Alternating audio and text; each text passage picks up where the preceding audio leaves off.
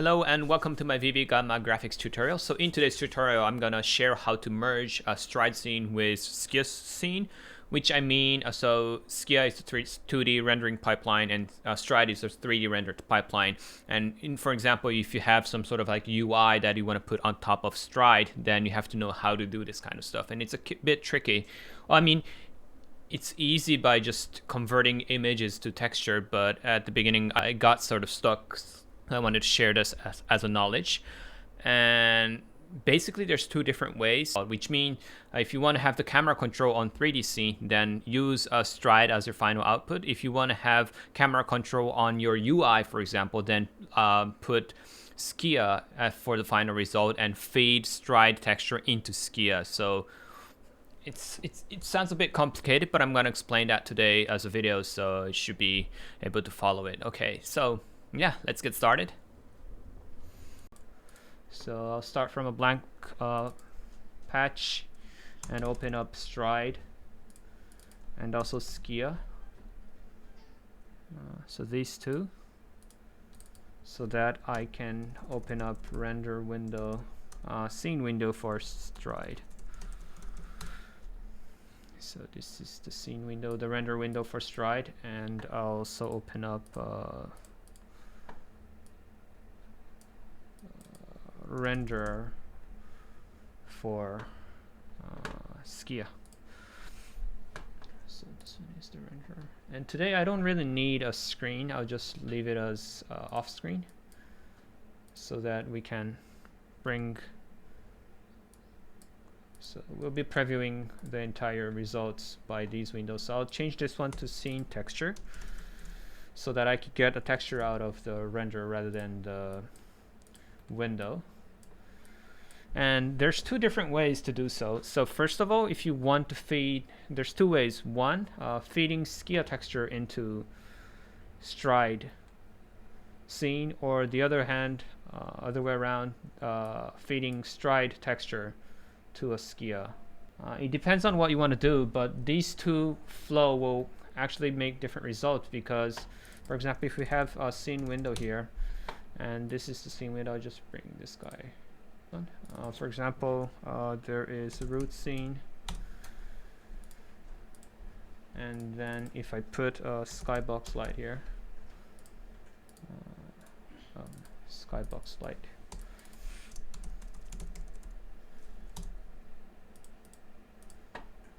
and then I'll put this one to the scene window. I'll just put a plane. There's a plane right here, and as you can see, if I have a scene window out of, so the camera is in the scene window so that I can move around, but if I feed this scene texture to the Skia render, how do I actually move the scene camera of a Stride engine there? And I don't think there is a way to do that. So if you want, for example, if there's a 2D UI that you want to play around with the values and everything, then you would have to get your final render as a Skia render. But for example, if you want to play around or move around with 3D scene while the values on the 2D render is just static, like you don't really have to move the camera, then the workflow will be Skia will be feeding we will be feeding Skia render into Stride engine. So today we're gonna do the second one. So I'm gonna be feeding the texture from Skia into Stride. So I'm gonna bring a node called skiatexture, and this one will convert the Skia layer to a texture, which texture is something that we can use in Stride. We don't really need this render staying here, because if we can put directly the Skia texture into Stride, then there's no need to having a render window here. So I'll just delete this one. I'll put the Skia texture, and I'll add a node called full screen quad render, and then I'll put the Skia texture into the full screen quad render. And then this one is a mesh render, which can be connected to the root scene by adding a mesh entity node. Oh no, it's render entity, sorry. render entity. And then render entity can be connected to the root scene. So now as you can see, it's fully black, and that's because the Skia texture is, the background of the Skia texture is at the moment fully black. So I'll press Control, I'll press Shift, and then drag down to make this the alpha to 0, so that I should be able to see something. Oh, and I also need a node called blend. Transparency. Oh no, alpha blend. Sorry. Blends, because in default full screen quad render doesn't output with alpha. So if I connect this alpha blend, it will now be able to. We'll now be able to see the plane that we placed on top of, and there is a Skia texture on top. At the moment, there's nothing connected to Skia texture, so we don't see anything. So let's connect a rectangle here. Rectangle. Yeah, just a simple one. So now, as you can see, we've got Stride renderer. So scene window. At the moment, Skia scene texture is not doing anything. I don't need this one, so I'll just delete that and leave the scene window here. So as you can see now, I've got a plane on top. No, I've got a UI on, like a rectangle on top of a 3D plane. Yeah. So what I would like to do today is I would like to create some sort of like a UI that moves together with the camera and visualizes the camera values and everything. So I'll use circular spread.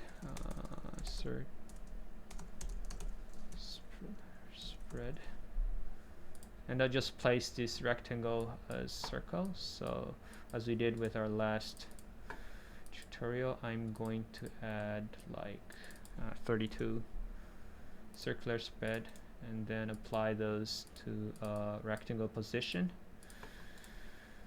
and then I'll group these spectral Skia, so that I've got 32 rectangles. I'll scale it down a little bit, maybe a little bit higher and thinner. And right now the resolution of Skia texture is 1280 to 720, and that's the reason why the aspect ratio of this view is not correct. For this, what I'd like to do is I'd like to get the client bound of the scene window and put it back here, so that the aspect ratio will always be correct. So there is a node called size, which outputs only the size of the renderer, and then I'll press shift left click to get the pad like this. And once you expose a pad called size, or you can change the name to like scale if I want, then what you can do is if you double left click, there will be a pad called scale. What it's doing is it's, how to say, it creates a wireless connection between here and here. So these two are actually having the same result. And for example, if I change if I change the window size, this will actually change, as you can see. And if you create a pad like this, it's what you can actually do is you can bring this value back as an input to the size. However, right now it's vector2 and this one is int2, so I'm going to convert it to int2.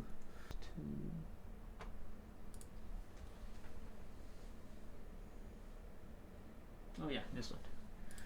So this one is the node that converts vector2 to an int2, and then I'll connect this one here.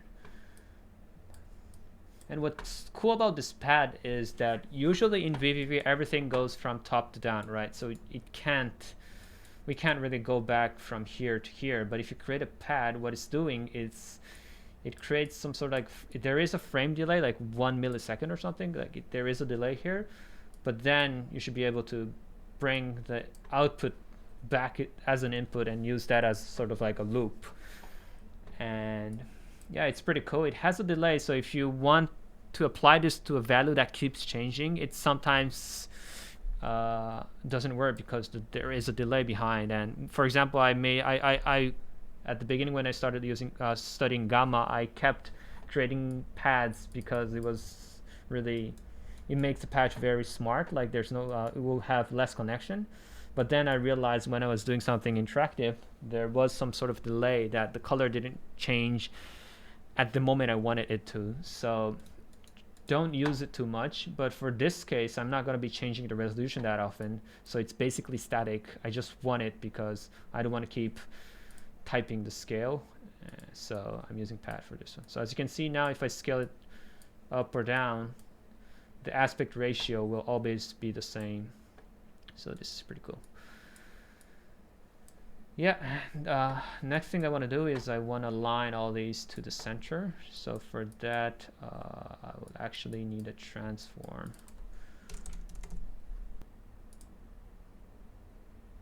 Oh yes, Skia transform. How do I actually transform this one? Yeah, so there is a Skia transform, and then I'm going to reconnect these two because in rectangle there's no rotation, but I want to have a rotation, so I would need this transform, and then I'll add a transform SRT rather than having this one. And then I'll reconnect all the circular spread to this one rather than the other one, so that I can have all the transform parameters into the same guy.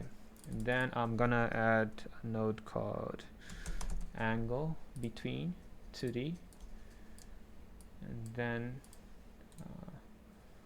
I'm going to let it calculate the angle between 0, 0, 0, which should just be somewhere around here with this, then the output as a rotation. Right now it's not giving me anything. And why is that?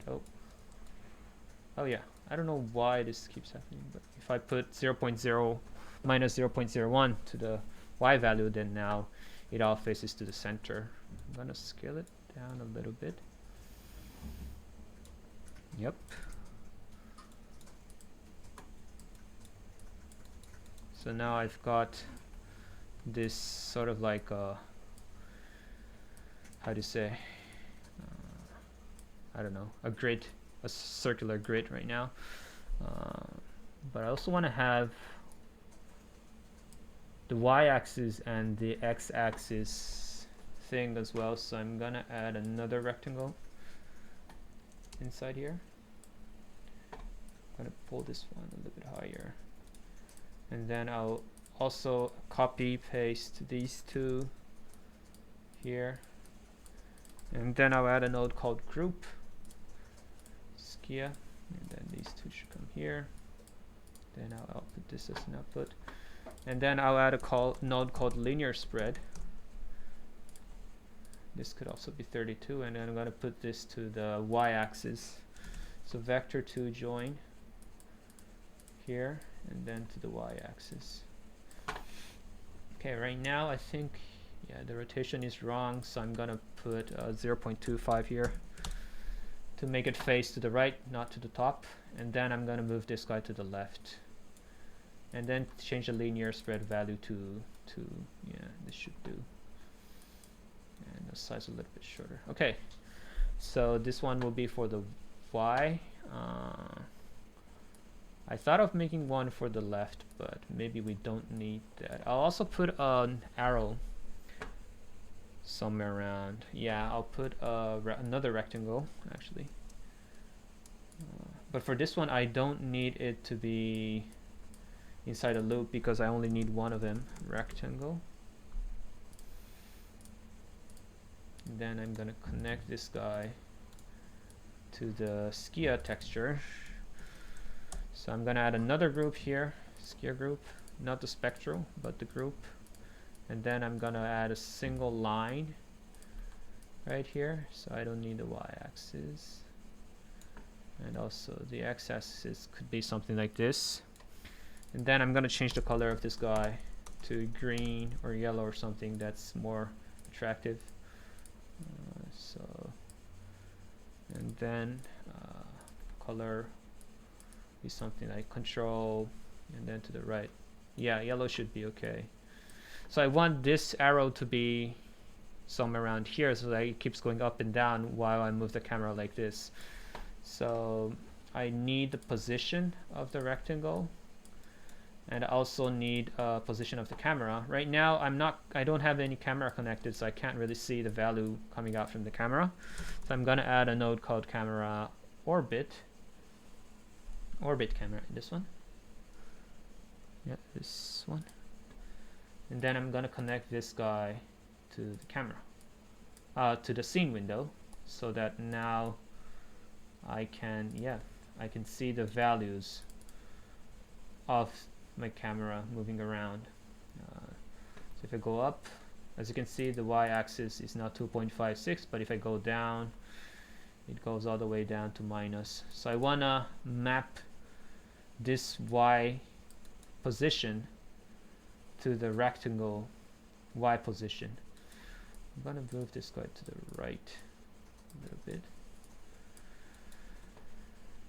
So for here I only need the position y. So I'll put this as a pad again, and I'll call this guy a position so that I can bring it up. Then I should have a pad called position. So now I can get all the x, y, z value into this guy. And then I only need the y-axis for this particular guy. So I'm gonna do a vector 3D split. And then I'm gonna connect the y-axis to the position, but this guy is vector 2. So I will need a node called vector 2 join here. And then connect this guy to the y. And vector, the x-axis is a bit wrong, so I will need to fix that guy as well. Oh, wait. Okay, so there is a problem. So this guy is going too high. So this is the default value. If I go to 0, then it's the same. But if I go up, for example, then he's too slow comparing to the Stride camera position. For this, I don't want to do a a precise calculation. So I'll just add multiply here, and then just try to find out. So this is 0. So this guy is in the center. If I move up, then he's not following me. So I'll go like, okay, 0.03. Okay, this seems to be okay. Or maybe a little bit more. Or maybe it'll be cool if I make this one a -3 or something. Or oh no, -3. So now if I go up, as you can see, this yellow bar goes up, and if I go down, this yellow bar goes down. So it kind of like visualizes your camera position within this bar.